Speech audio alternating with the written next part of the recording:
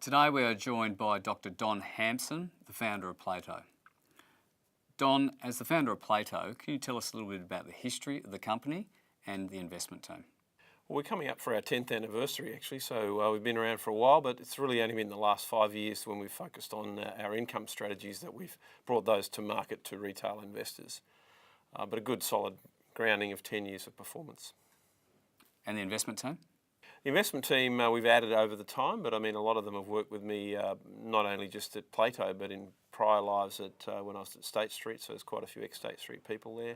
And quite a few of those members of the team have actually got not only equity ownership in the firm, which aligns them with the firm and longevity of the firm, but also quite a few invest into the funds that we offer. Can you explain how your investment team is aligned with investors? Yeah, well, the majority of our investment team actually have ownership in the company, so they're aligned with the long-term success of that company, and that obviously is focused on performance. A number of the employees are also investees into the actual retail fund, so again, they're clearly aligned with that. And obviously, things like performance are a key objective for all employees. In regards to the Global Income Fund, investors don't normally associate income and yield from global shares.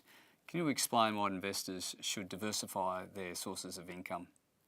Yeah, I mean, I think Australians have a love affair with Australian equities because they're pretty high yield. But if you actually look at the Australian marketplace, if you are focusing on the Australian equities for yield, it's an incredibly concentrated market. 6 stocks, 4 of them being banks, actually make up over half the income of the ASX 200. So you've pretty much got all your eggs in one basket, and if resources and banks actually underperform, or have real setbacks, you might have a lot less income than you'd banked on.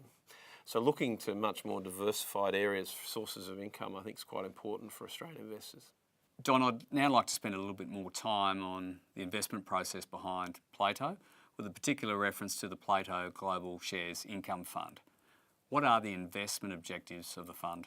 So the investment objectives of the fund are both to outperform the index, but also to generate more income along the way.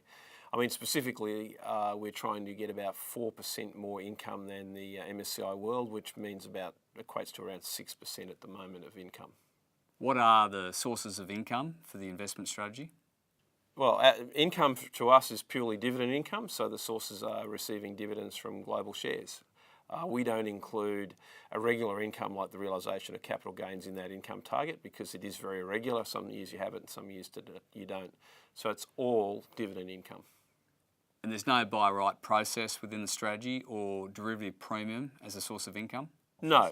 That's where we differ from a lot of income strategies in we are fully long only, 100% invested. We don't sell call options or other derivatives. In fact, we don't use derivatives. We basically are just a long only investor.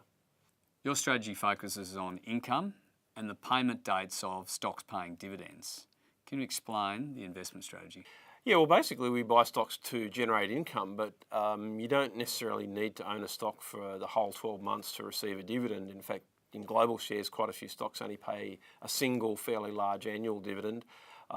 We find that actually stocks tend to outperform for a few months around that ex-dividend date, so we're actually going looking for good stocks that are paying dividends, hold them, and once we've received that income, we actually then look for other stocks that might be paying dividends at a later date. In terms of process, how do you select stocks for the portfolio?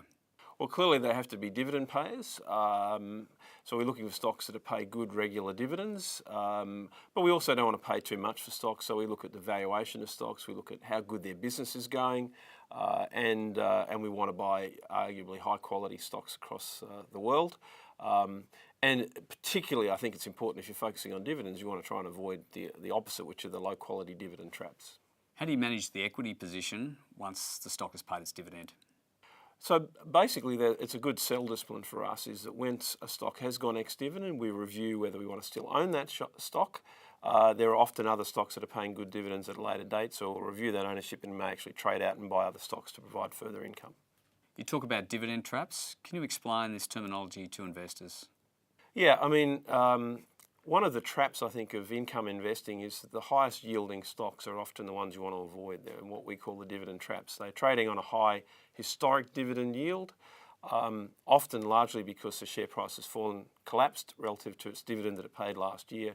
And often these stocks are the ones you want to avoid. We call them dividend traps because they have a habit of coming out and either cutting their dividend significantly or in fact in many cases actually not paying a dividend whatsoever. How do you manage currency within the strategy, and can movements in the Australian dollar have an impact on distribution levels? Yeah, so the fund is an unhedged in offshore investment. So basically you are buying into American companies in US dollars and English companies in pounds and those sorts of things. So investors will benefit from a falling Australian dollar because the value of those other currencies will go up. On the other hand, they can lose money if the Australian dollar rises relative to those other currencies. You run an active strategy in regards to portfolio turnover. Can you explain why the strategy has above average turnover? Well, for one thing, it's so we're looking for dividend opportunities, and they are at different times of the year. But also, we manage this from primarily for retirees who don't really care about capital gains, and it enables us to actually get extra income by turning the portfolio over. I think there's a lot of folklore around, low turnover strategies are tax efficient. That is the case for taxed investors, but not for retirees in Australia. How many stocks are held on average within the portfolio? We currently own about 200 stocks, so you've got great diversification. It's around 0.5% each. What are some of the key features of the fund? Well, one of the key features is that it's a high income global equities fund, so it actually gives you income levels which we think will be pretty equivalent to Australian equities, which are known for their high dividend yield, but also provides you great global diversification. What sort of investor does the fund suit? So we're targeting this fund for, specifically develop the fund actually for retirees, for pension phase investors who need to live off the income, hence the income objective. And they're not taxed, so they're not worried about the fact that it may have higher turnover than a normal fund. So really, we're looking for retirees who need to live off income and want the benefits of a well-diversified global portfolio to probably help diversify them away from their Australian assets. And what's the recommended time frame for investment? It's a long-term investment, so we're talking sort of 5 to 7 years. But if you're a retiree, well, hopefully you'll live for 20 or 30 years.